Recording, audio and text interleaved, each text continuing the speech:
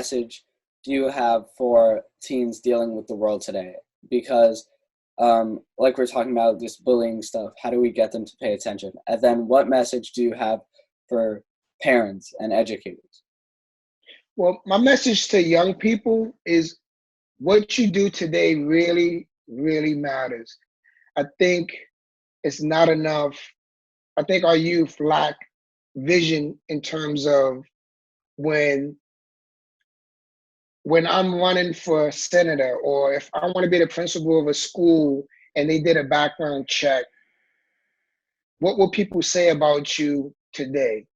I think I think our youth lack that vision on their digital footprint, on what they're doing, and it coming back later, embarrassing them.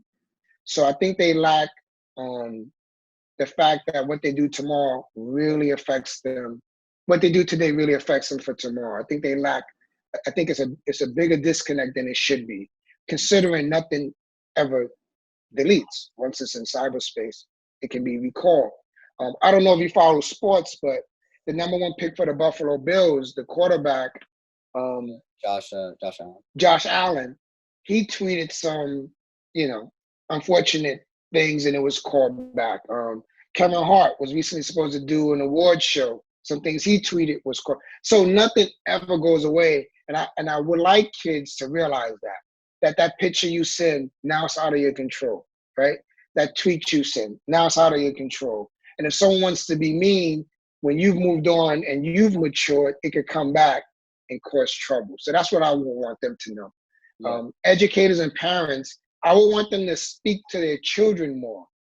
I think it's it's like the birds and the bees talk. Not every parent has that talk with their children about sex and how to be careful and what you need to consider. And I think inconvenient conversation is what needs to happen about this, because I think parents turn a blind eye and think, not my child. My child wouldn't do that. And I think that's the wrong tactic. I think they need to put some rules in place. Some parents don't want to overparent, but the social media and the cyberbullying is all new. So because it's new, parents have to be flexible and now accommodate the emotional social needs of their child and what they might be going through on their devices. So I think parents need to have more conversation. Maybe, I know your audience might not want to hear this, but maybe parents should have phone audits. Just check their child's phone. What apps do you have?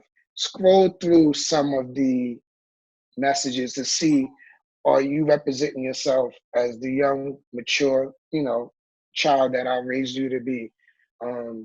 Have talks about it. Like, ask the child, are you being bullied? Or are you being aggressive online? Whatever I think parents have to teach them about their digital footprint and the importance of it.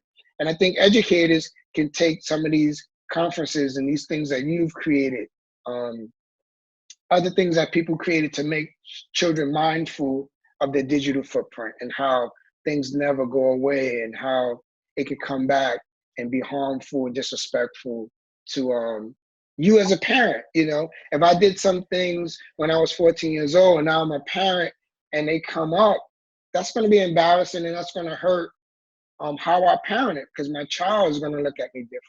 So I think teachers, I think schools, educators, parents, they need to open up a dialogue and speak about it. And that's what the book does. Because of the end of chapter questions, you're going to speak, you're going to talk, because if we go through the book together, we're going to have a conversation. And in that conversation, you're going to release some things you might not have knew were in your mind, some stresses that you might not have acknowledged because it's an everyday occurrence, right? So when things happen every day, you almost don't know how it's hurting you, right? Like football players, right? PSDs or whatever, right? They were all getting hit so hard and crashing in each other so hard. And, I saw stars, but I want to get back in. Coach put me back in. They didn't realize how they were hurting themselves, right? Because it was an environment, right? So we have to change the environment to say, yo, that's not cool, And kids need to stand up for each other and say, that's not cool. That's not a good look. You shouldn't be talking about that person like that. You don't know what they're going through. You know what I mean? So we need to reconnect in that way. And parents and teachers can spark that with my book or other books that spark conversation. I recently did an enrichment program in my town, and we read one chapter, and I had kids just sharing all this information of getting sex, email, text, and when I posed a question like, "What if that was your sister?"